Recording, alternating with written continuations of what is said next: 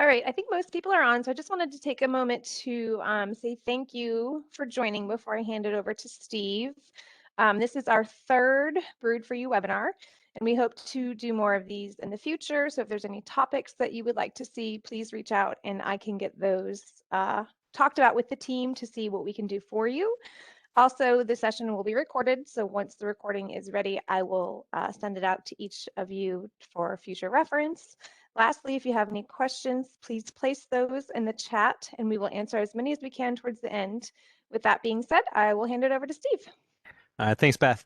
Welcome, everyone. So as you guys know, the goal of today, we're going to talk about our OData feature from VicinityView. What we're also going to do is I'm going to show you a couple things that we've added over the last several updates to VicinityView, just some quality of life functions that, as some of you have been upgraded, you may or may not have been aware of some of these. So just want to walk you guys through some of those changes, then we're going to jump into our OData. So let me get into VicinityView from the start, because as we jump into OData, this is actually where we're going to be running everything. Let's make sure I didn't have it open already, but there we go.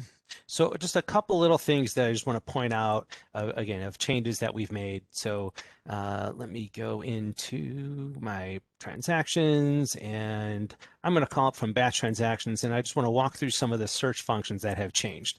Again, some of you guys may have been aware of this, and some of you maybe not, but there's a couple things to point out.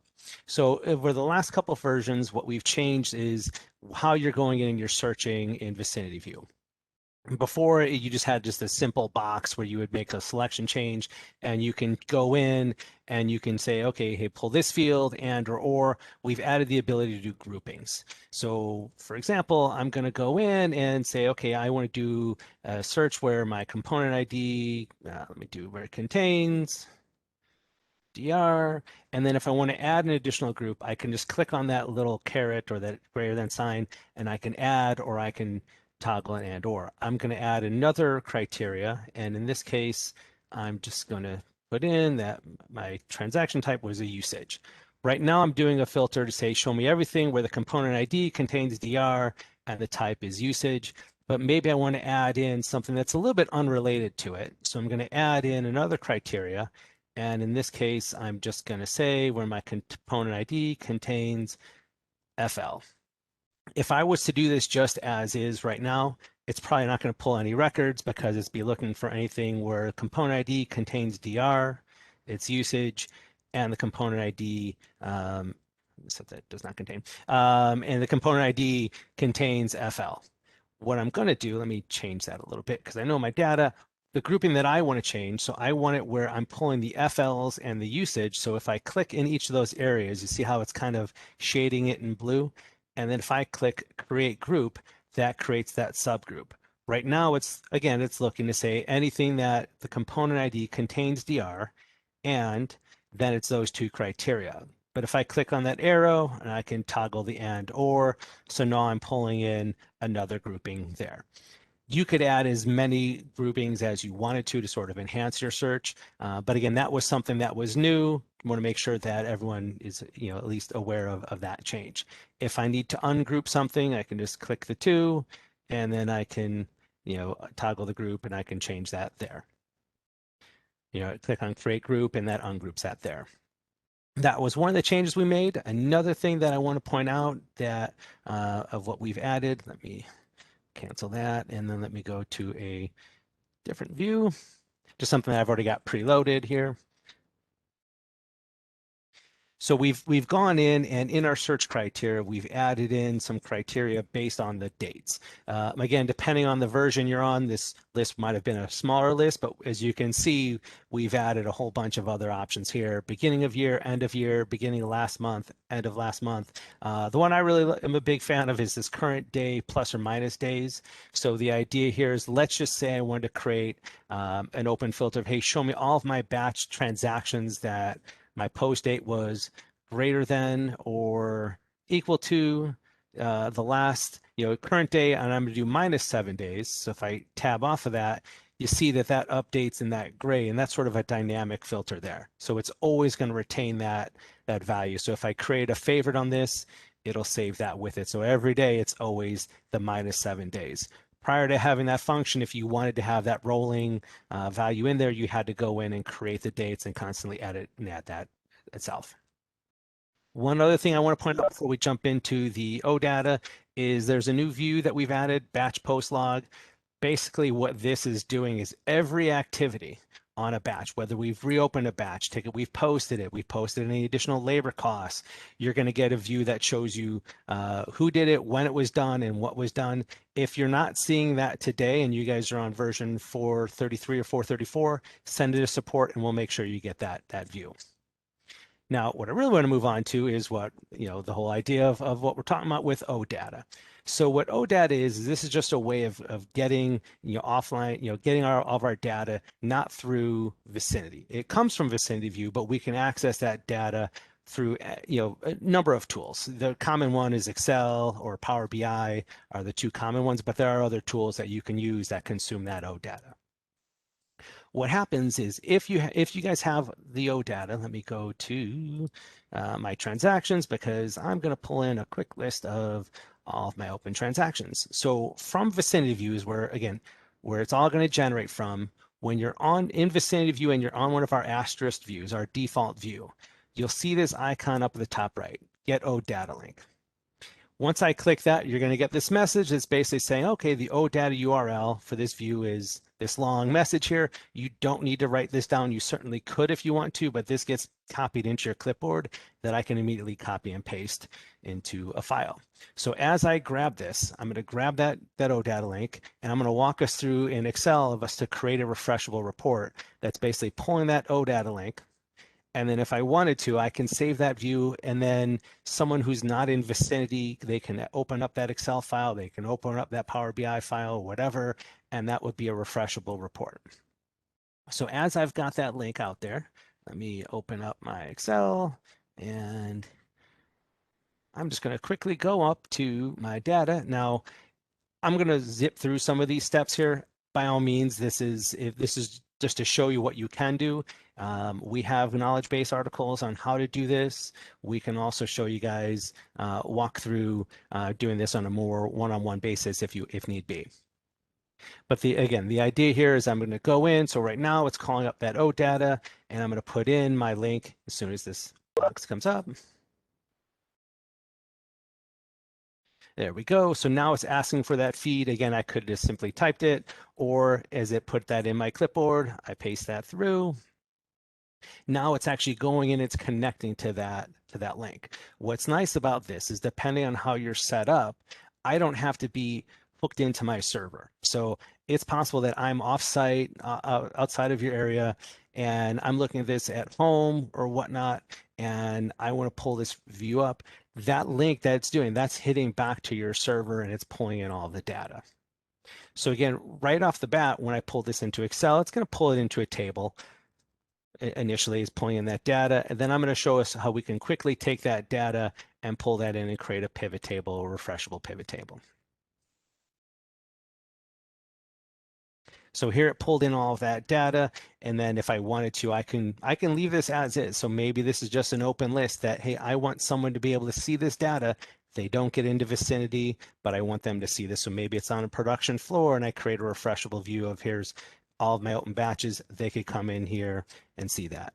I could go in and create a pivot table with it, and what I'm going to do is show you a couple examples of things that are, well, let's do that. Let's go in, instead of showing you some examples real quick, which I'll show you in a moment, let's go in and create that pivot table really quickly. So once I've got that data out there, I'm going to my pivot table and I'm telling it my external source.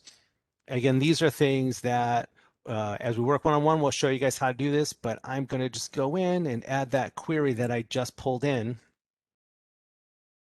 And now I've got my ability to put in a pivot table. So let's go in and just do my formula, and I probably pulled the wrong data. So then I've got my start date, so I can start to pull in that data and see that within there. I pulled in my batch headers record. This may not have been something that I would have gone in and created a pivot table, but I'm going to show you guys some examples momentarily of what we could. I see some of you are putting in some questions. We're going to get to those questions in just a couple minutes, but if you guys have questions, just keep doing what you're doing of popping those in, and we will get to those momentarily.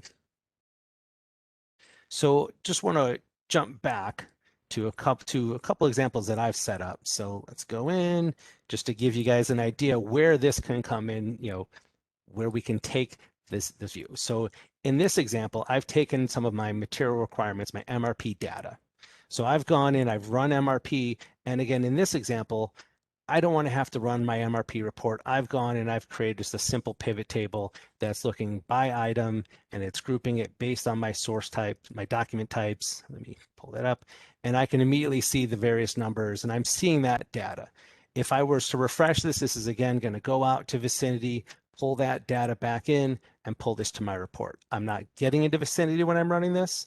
I'm not consuming a license. I'm just simply running that report for my use. Also note with the OData, I can't push anything back. So from a security standpoint, it's cool that I'm seeing this, but again, there's nothing I'm doing on this report that's going to send anything back into Vicinity and change anything.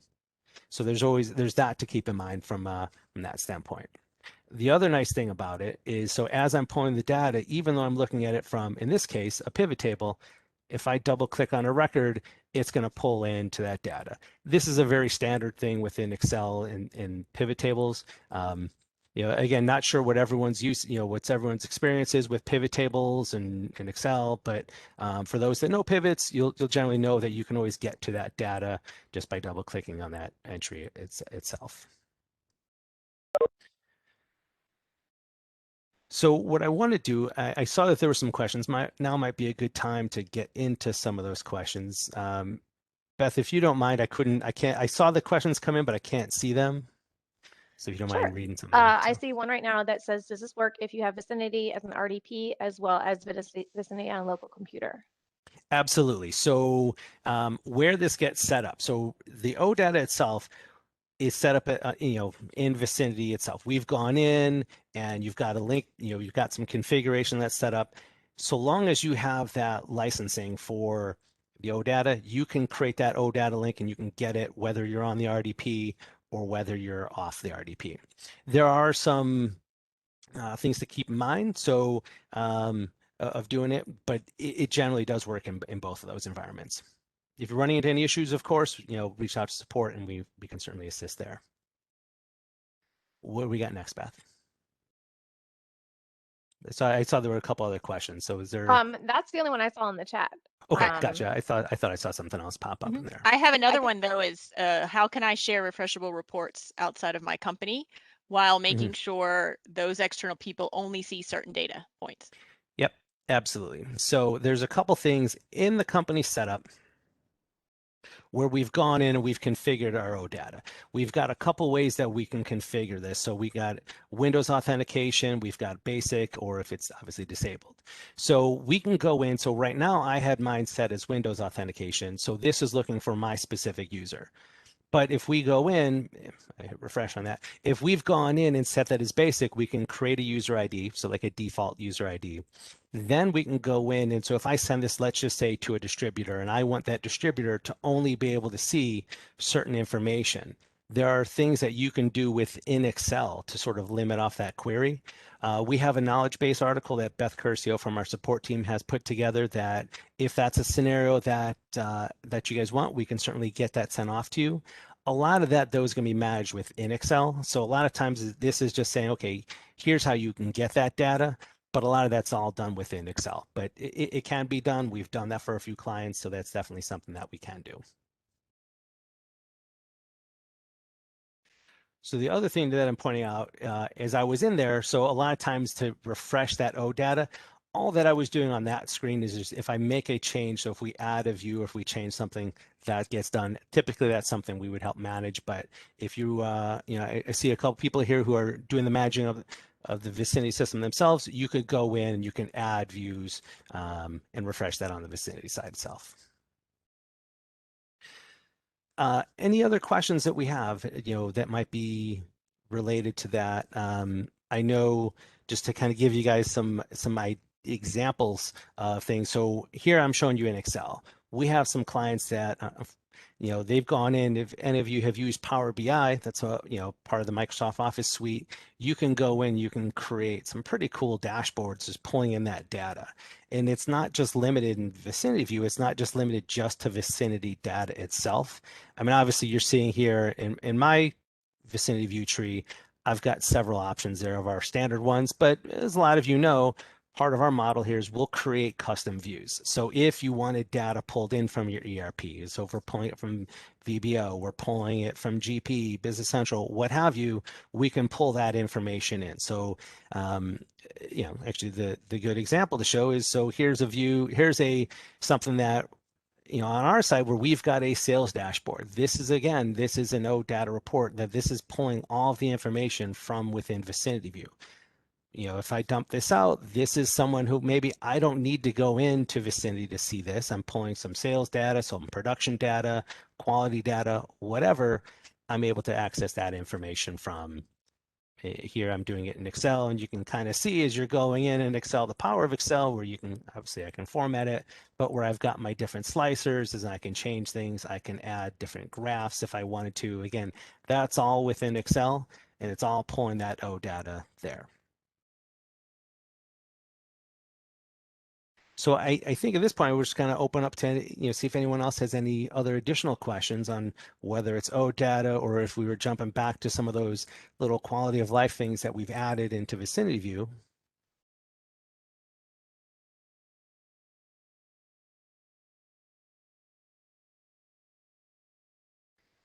Now, I know one question that I've gotten before is, someone has asked me before the difference between the OData and what's called an ODBC connection.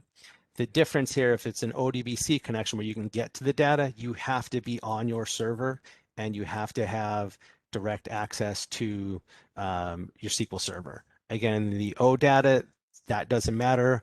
We can, so long as you have that link and that, it's connecting to the internet and you have that password, you can get to the OData from someone else's. You don't have to be on that server itself.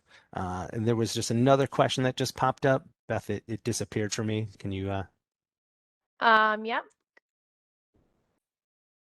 Covered this one a bit, but other ways to pull in data? What are the other ways to pull data in? Yeah, so other ways that you could pull in data. So you've got the OData. Then, of course, as just mentioned, the ODBC. So that's a database connection. In that case, you have to, again, you have to be on your server. So, and then from that server, then you can pull it in through Excel. You could also, from VicinityView, you could just simply dump that to Excel. So if I dump that to Excel, that gets out to Excel, then I can create it. I just want to kind of clarify that question. If you were looking to say, okay, how other ways that we can get to the data or other ways to consume the data, I'm going to answer both of those. The first one was how to get to the data as far as consuming it. Like our primary thing has been talking about Excel, Power BI. There are other tools out there, other dashboarding tools that if they pull an OData link, you can pull it. So I'm pretty sure that I think Tableau, uses OData. I haven't had any experience with any clients using it, but I'm pretty sure that does. There might be a few other tools as well, but really anything that pulls that OData, you can pull it. If you guys have your own development team and you know how to pull in that OData, by all means, that's something that you can pull in as well. And there's another question here too. Can one link be used for multiple workbooks?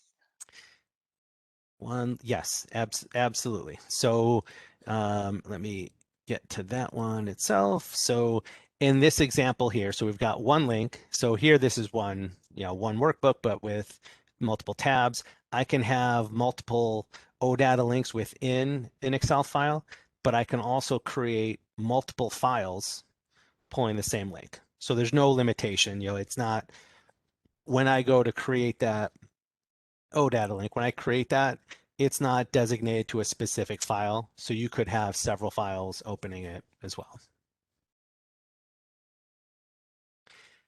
I'd be curious if who asked that question, if that's what if that's the question that you were having, or if I. So that question came from Fiona. Okay.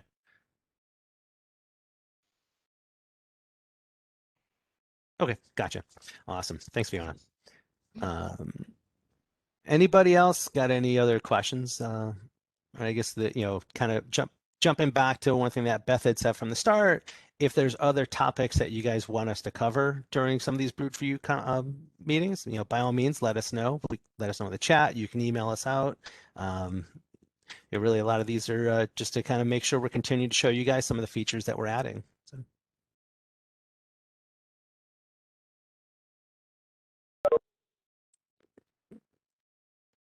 Okay, well that, basically covers the gist of what we want to walk through today. Again, to show you a couple of the highlights of things that we've added in VicinityView, give you an idea of what we can do with the OData. Again, we create that link. You can take that into Excel, Power BI, whatever else other tool you're using, and create that. Again, you get a refreshable reports that you can put out really to anyone within your organization, and that doesn't consume a license. If you need help getting these set up, by all means, let us know. We're happy to help you. I'm just looking at some of you on the call. I know that some of you, I think that we're already doing some of these reports, so that's great. Hope you guys are enjoying it and continue to use those. And I think that there's some that maybe you're not doing it yet today, but again, we are happy to help you guys get those set up if need be. Thanks, Steve, and thanks everyone for joining. If you have any questions beyond this, please feel free to reach out. Enjoy your afternoon.